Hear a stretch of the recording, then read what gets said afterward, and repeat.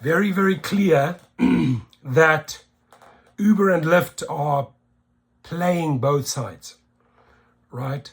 Money went to Governor Walz to veto this. He vetoed it.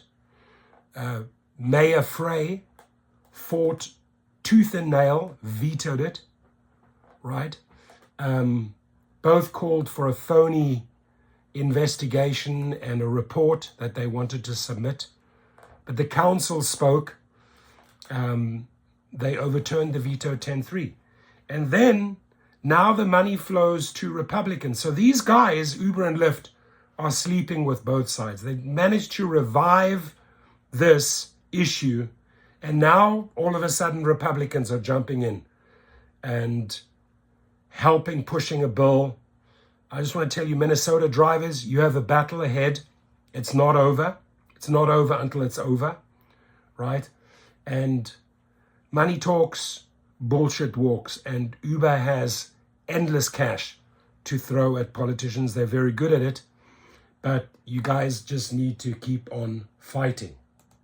Uber and Lyft are threatening to stop operating in the Twin Cities Metro May 1st. Whether or not that actually happens remains to be seen, but in the meantime, some Republican lawmakers at the state capitol are preparing to introduce a bill tomorrow. Joining us now is Representative Elliot Engen to learn more about that. Representative, good morning. Thanks for joining us.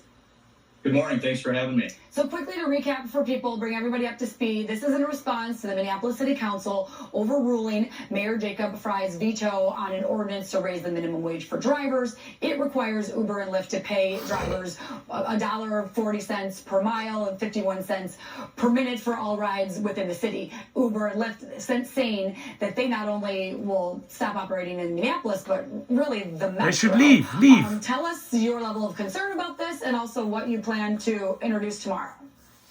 Yeah, I think, I'm extremely concerned. I think that this is going to have ramifications that are larger than just getting a ride occasionally. This is going to hurt folks who... He wasn't concerned, right?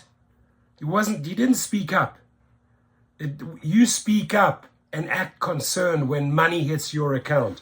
These guys shut up. Republicans didn't even get involved in this.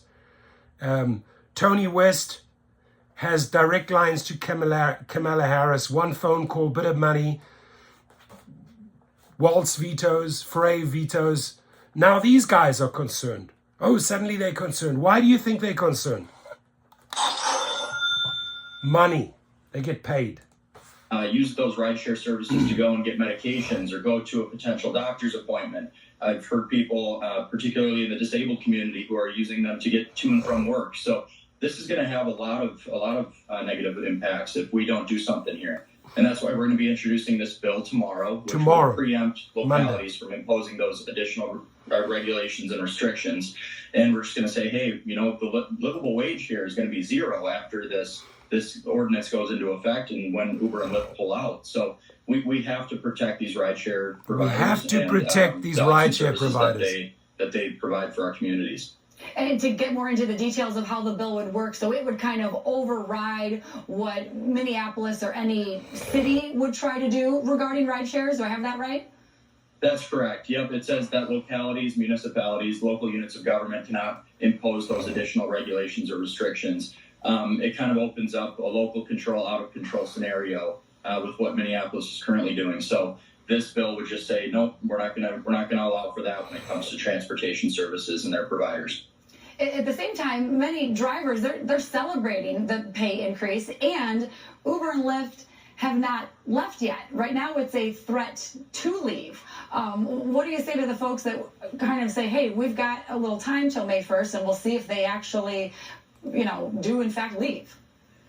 Well, I mean, we actually heard a similar bill that was at the statewide level last year.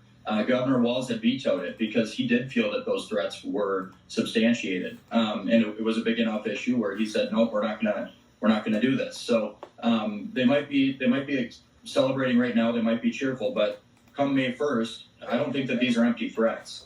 They're fully prepared to leave. So those drivers might be cheerful now, but right, listen to his talk. You bought, buddy. You bought. Shame on you. You paid and bought. Now suddenly you're speaking up. Now suddenly you quickly rush a bill, right? Let them leave. They left Austin, Texas. Other companies filled the void.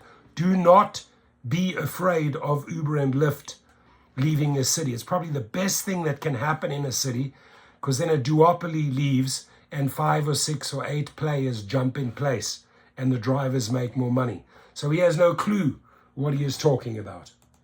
So, is this feel-good policy or is it do-good policy on part of the Minneapolis City Council? I'd say it's more feel-good because, we're going to wake up on May 1st and we're going to be without Uber and Lyft here in the state of Minnesota. And what do you say on the flip side of that? What do you say to the folks who say, let them leave?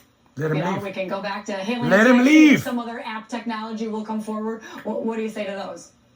I would say that that's short-sighted thinking. We know how much of an impact Uber and Lyft in particular have in our metropolitan areas, in the suburbs like I represent. They do a lot of... You bought, buddy, you bought. A lot of people rely on these jobs, whether it be part-time or full-time. I actually had a friend over last night who was in town. I haven't seen him for a couple of years. We were high school buddies, and he lives out in Pennsylvania. And he got here and was talking to his rideshare driver. I think he took an Uber, and the driver did not seem happy about it.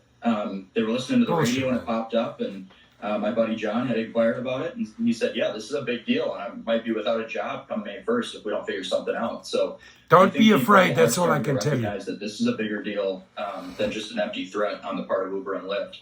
And without them, who's going to fill that void to the same extent? I don't know, because right now our infrastructure has it for Uber and Lyft as well, and the convenience factor is just it's so large.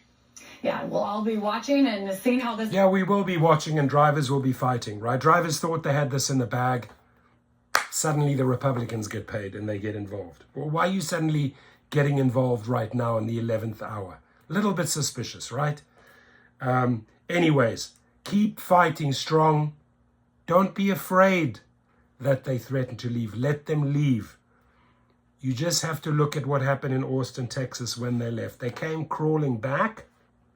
But in that meantime, rideshare companies filled the void. Passengers got their trips. Drivers were paid better because there's more competition. Because if you only have Uber and Lyft there, they'll bully and destroy any other rideshare company that tries to get in. So it's a good thing if we get them or if we force them to leave. Don't believe this fool. Don't believe the Democratic fool's mayor and the governor who vetoed. And don't believe these Republican fools who are jumping in right now. Both sides have been paid. You look at my previous videos. I've told you both sides have been paid, right? They're out there introducing bills. I mean, a lot of money is going into their campaigns. And Uber's going to say, we tried to sleep with the Democrats. We didn't succeed there. We're going to try and sleep with the Republicans now. So it's a shame that these politicians can be bought. It's a shame. Your comments.